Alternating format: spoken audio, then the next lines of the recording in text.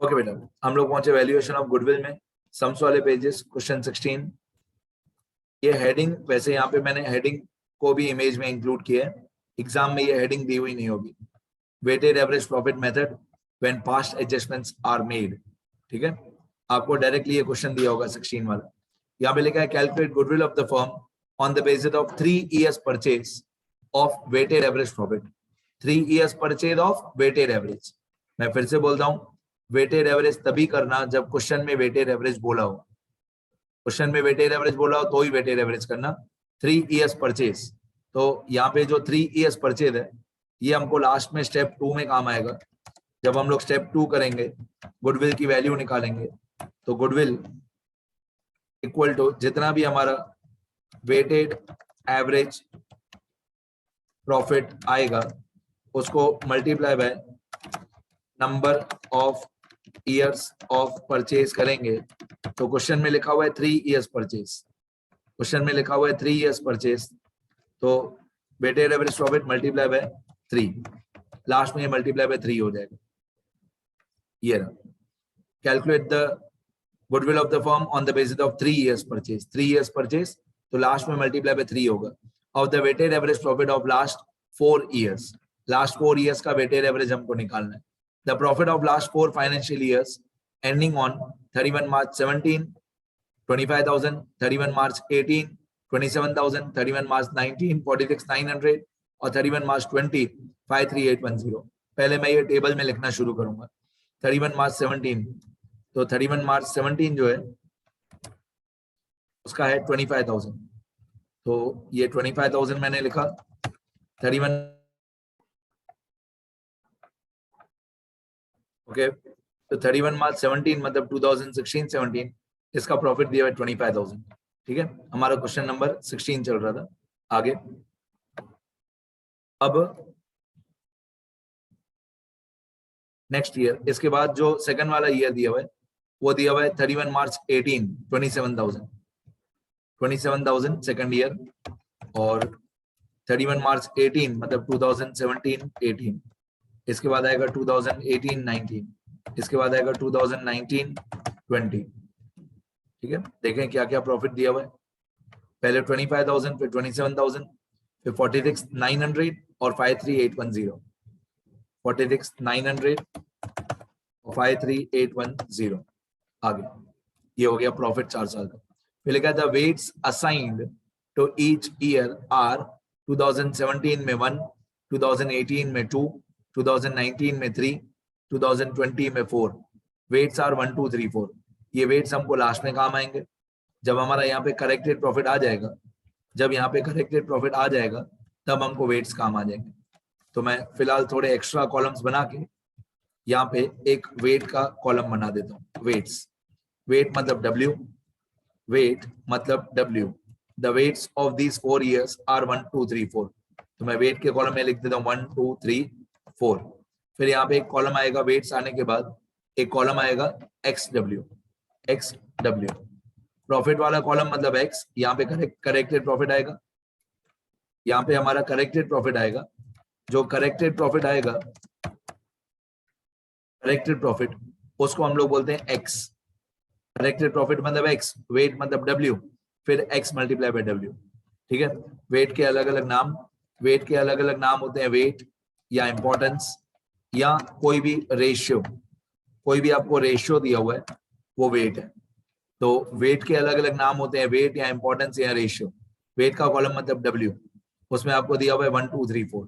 Corrected profit मतलब X, फिर हम लोग X और W दोनों को मल्टीप्लाई कर देंगे तो XW आ जाएगा। फिर यहाँ पे टोटल करेंगे, यहाँ पे XW का जो टोटल होता है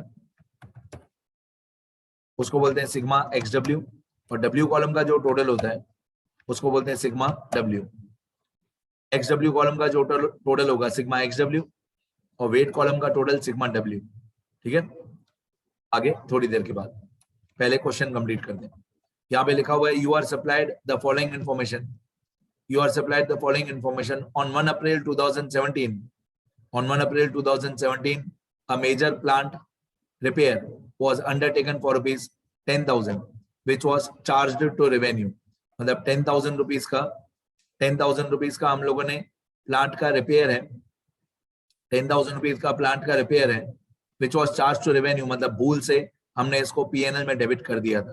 प्लांट का रिपेयरिंग का खर्चा, मेजर प्लांट का रिपेयरिंग का खर्चा, मतलब यू कैन से ये होना चाहिए था कैपिटल एक्सपेंडिचर, ये होना चाहिए था हमारा कैपिटल एक्सपेंडिचर, पर भूल से हम लोगों ने इसको रेवेन्यू एक्सपेंडिचर मान लिया, भूल से हमने इसको पीएनएल में डेबिट कर दिया। एक तरीके से you can say purchase of plant, purchase of asset 1417, कितनी अमाउंट है 10,000। अब 1417 मतलब ये वाला साल, सेकंड वाला ईयर, 1417 मतलब ये साल हुआ 17-18, इसमें 10,000 जो है ये ऐड हो जाएगा, 10,000 हम लोग प्लस कर देंगे। मैं फिर से लॉजिक समझाता हूँ, सुनना ध्यान से। Add major repair which should not have been debited to P&L. Major repairs which should not have been debited to P&L account. मतलब भूल से हमने इसको रेवेन्यू एक्सपेंस मान लिया, ये रेवेन्यू एक्सपेंस नहीं होना चाहिए था। ये एक तरीके का प्लांट में एडिशन, मेजर रिपेयर मतलब प्लांट में एडिशन हुआ, नया प्लांट खरीदा, ऐसा हुआ, तो ये आना चाहिए था बैलेंस शीट में एसेट साइड पे, पर भूल से हमने इसको पीएनएल में डेबिट कर दिया, भूल से हमने इसको रेवेन्यू एक्सपेंस मान लिया, तो हम इसको एक्सपेंस में से हटाएंगे, एक्सपेंस में से हटाएंगे तो हमारा प्रॉफिट बढ़ जाएगा, ऐड हो जाएगा।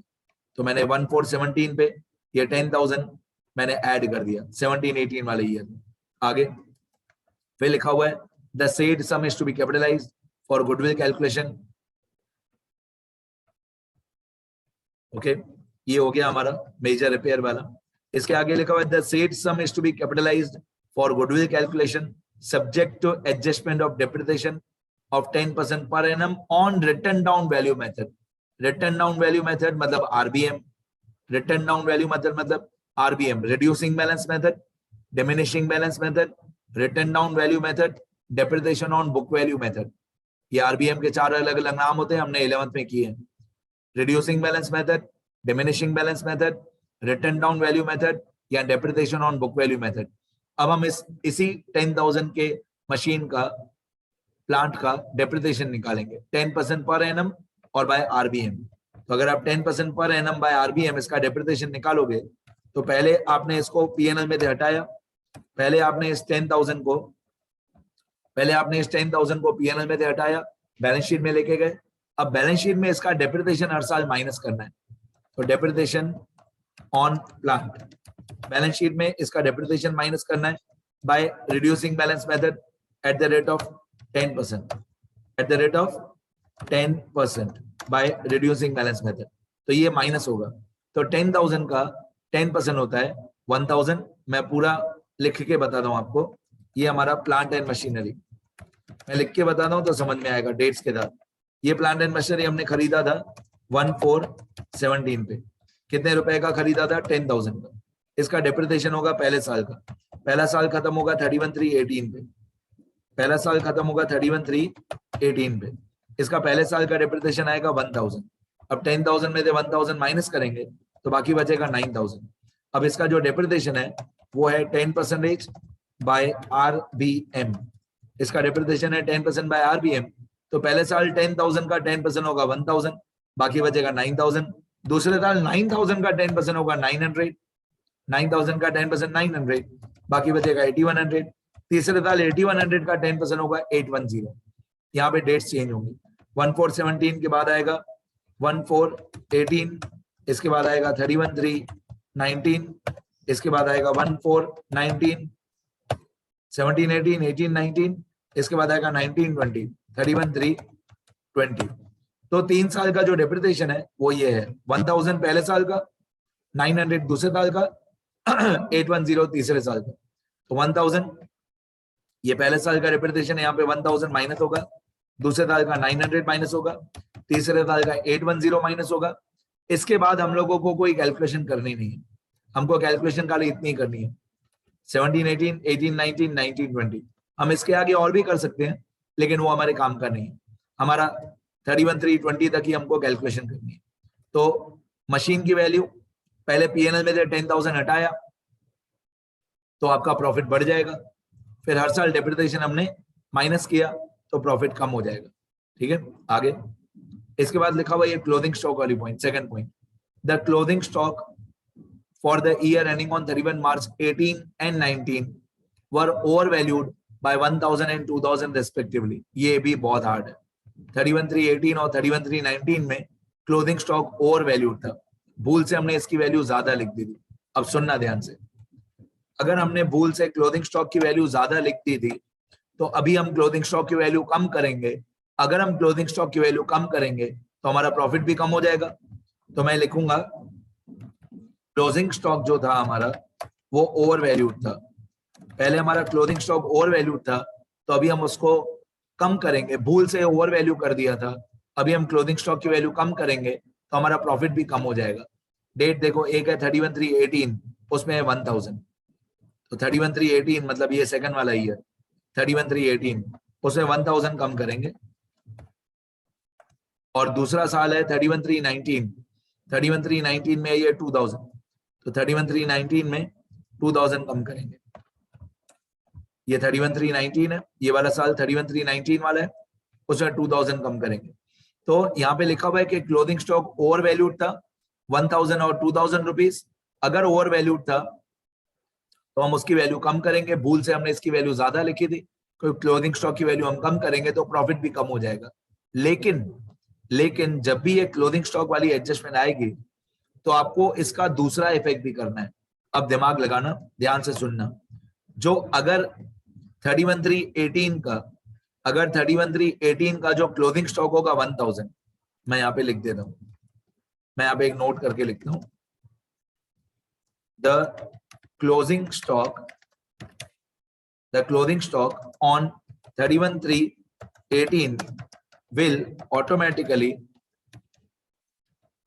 become the opening stock on 1/4/18। जो 31/3/18 का क्लोथिंग स्टॉक होगा, दिमाग लगाओ, जो 31/3/18 का क्लोथिंग स्टॉक होगा वही 1/4/18 का मतलब नेक्स्ट ईयर का ओपनिंग स्टॉक होगा। जैसे हम लोग 11th में बोलते थे the clothing stock of 1 year, the clothing stock of 1 year becomes opening stock of next year। एक साल का क्लोथिंग स्टॉक दूसरे साल का ओपनिंग स्टॉक होता है। तो अगर पहले साल में 1000 क्लोथिंग स्टॉक ओवर वैल्यूड था 31/3/18 में, तो अगर हमने इसको 1000 पहले साल में माइनस किया तो इसी 1000 को दूसरे साल में हमको इसी 1000 को प्लस करना पड़ेगा।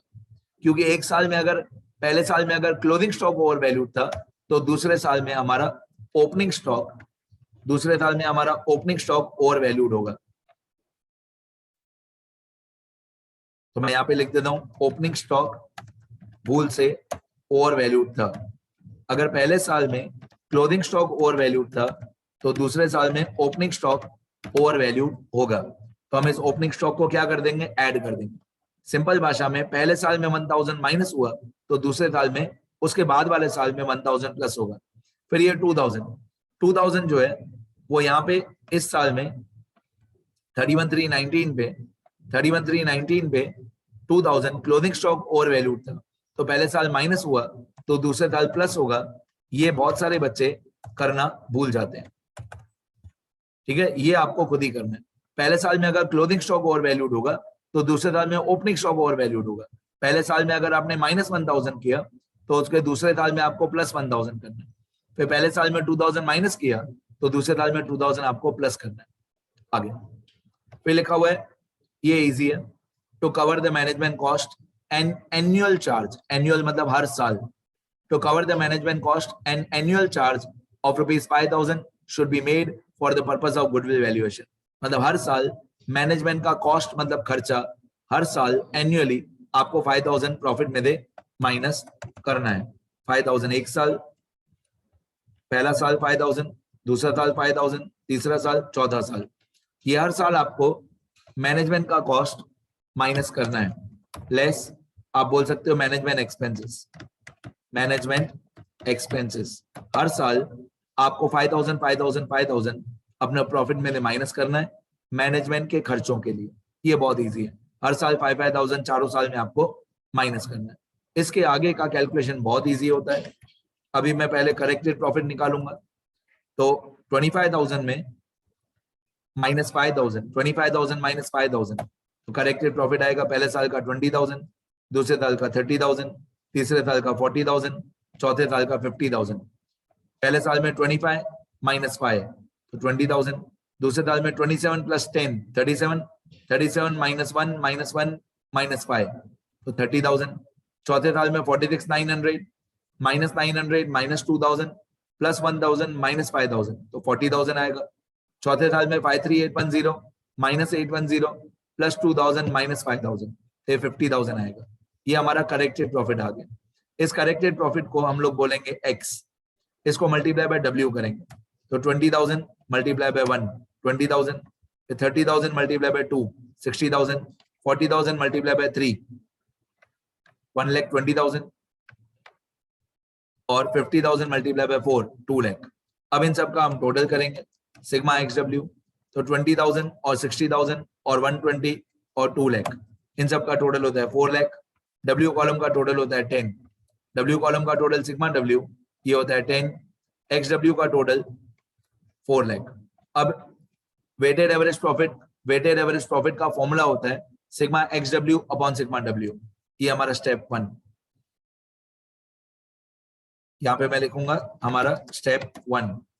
स्टेप 1 होता है हमारा वेटेड एवरेज प्रॉफिट, तो वेटेड एवरेज प्रॉफिट का फॉर्मूला होता है, वेटेड एवरेज प्रॉफिट का फॉर्मूला होता है sigma x W divided by sigma W. ये वेटेड एवरेज प्रॉफिट का फॉर्मूला होता है sigma x W upon sigma W. अभी आपको अगर याद हो तो हमारा सिग्मा एक्स डब्ल्यू आया था 4 लाख, सिग्मा एक्स डब्ल्यू आया था हमारा 4 लाख और सिग्मा डब्ल्यू आया था 10, तो 4 लाख डिवाइडेड बाय 10, तो ऑब्वियसली 4 लाख डिवाइडेड बाय 10 40,000 आएगा। सिग्मा एक्स डब्ल्यू ऊपर आया था हमारा 4 लाख और सिग्मा डब्ल्यू आया था 10, तो हमारा वेटेड एवरेज प्रॉफिट आएगा 40,000। अब 40,000 जो वेटेड एवरेज प्रॉफिट आया, इसको मल्टीप्लाई बाय 3 इयर्स परचेज, तो हमारा गुडविल आ जाएगा 1,20,000। Weighted average profit 40,000 multiply by 3, तो गुडविल आ जाएगा 1,20,000 रुपीज। इसमें सीखने जाता सिर्फ एक ही बात था, क्लोजिंग स्टॉक और ओपनिंग स्टॉक वाला एडजस्टमेंट। क्लोजिंग स्टॉक क्या करना है, पहले क्लोजिंग स्टॉक माइनस करना है, फिर उसको नेक्स्ट ईयर में प्लस करना है। ये रूल होता है। पहले साल अगर आपने क्लोजिंग स्टॉक माइनस किया तो दूसरे साल आपको वही amount as an opening stock plus करना है। ठीक है, तो मैंने नोट्स भी बता दिए, डेप्रिसिएशन कैसे सॉल्व करना है, क्लोजिंग स्टॉक ओपनिंग स्टॉक के नोट्स बता दिए। एक बार मैं स्क्रॉल कर देता हूं सारा, लिखना अच्छे से।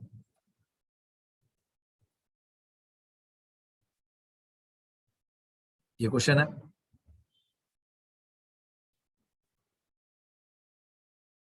ये स्टेटमेंट बनाना कंपलसरी है।